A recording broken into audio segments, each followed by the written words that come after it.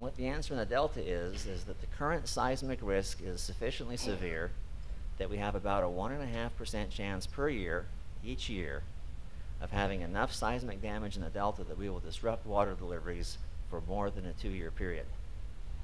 That's where Dr. Sunding comes in. And what Dr. Sunding and his team have found is that it's pretty bad if we disrupt water delivery.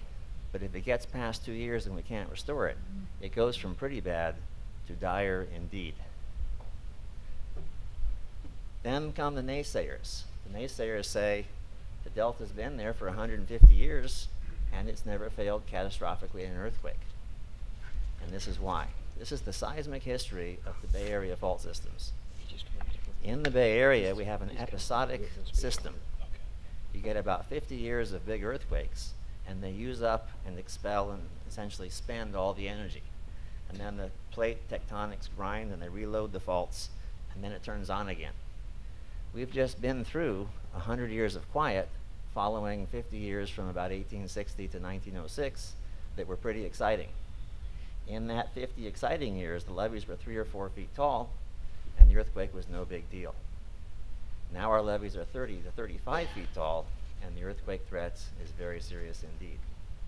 Best we can figure, we have about a 67% chance in the next 30 years of having a damaging Bay Area earthquake, and about 2/3 of those would devastate the delta. And if we devastate the delta, it's about the water supply. Turns out it's also about the ecosystems, but that's because of the water supply. The water coming in to the delta from the east side here is dark blue. If it's above the red arrow, it's potable water, it's useful for drinking water, and it's useful for agriculture. As you get farther left of the bay, it's essentially seawater, which is the orangey color. If we have an earthquake, we suck in salt water, and then we put 2 tides a day through it, and we turn the clear water of the channels into essentially a brackish marsh. And the trick then is, how would you get the blue water from the top of the figure down to the pumps at the south end? And the answer is we haven't got a good answer for that yet. Not in a period of less than 2 or 3 years' time, which becomes a problem. So the last thing I want to tell you is we have this risk hanging over our head, and we've been lucky. I've actually been working on this for 32 years now. And in that time, there was a 40 to 45% chance that we would have the earthquake, and it hasn't happened yet. So we've been lucky. If we are successful with something on the order of BDCP and we develop a project and we pass it through the voters, and we then enter a 10 to 15 year period of perhaps litigation and argument and construction, we will have a 15-year window, a 25% chance that as we speak today, we're already too late. So there's some urgency to this. And the urgency is not going to go away. The delta will continue to subside. Sea level is continuing to rise. The levees are becoming increasingly fragile under that continued differential water exchange, and it will continue to be a problem. There's been a stalemate for about 70 years, but the stalemate seems to be ending, and that's the window of opportunity that Secretary Laird talked about. The ecosystems and environmental advocates are open to a solution.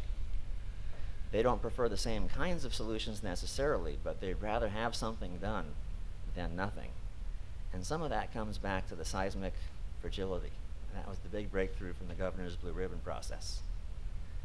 Ecosystems advocates had labored under the misperception for 4 decades that if there was a big earthquake and the delta levees were destroyed, nature would reclaim the delta and the fish would win. And that was to some of them an attractive alternative. I want to be clear, that's not what would happen. In that situation, the fate of the economy, of California and the nation would hang in the balance. Massive resources would be mobilized, and the system would be set right with regard to delivery of water at the expense of ecosystems. And so the big losers in the end of such a situation would in fact be the ecosystems.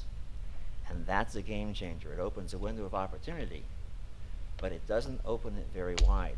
And that's why education of yourselves and your colleagues and the state of California will be pivotal to perhaps getting something done.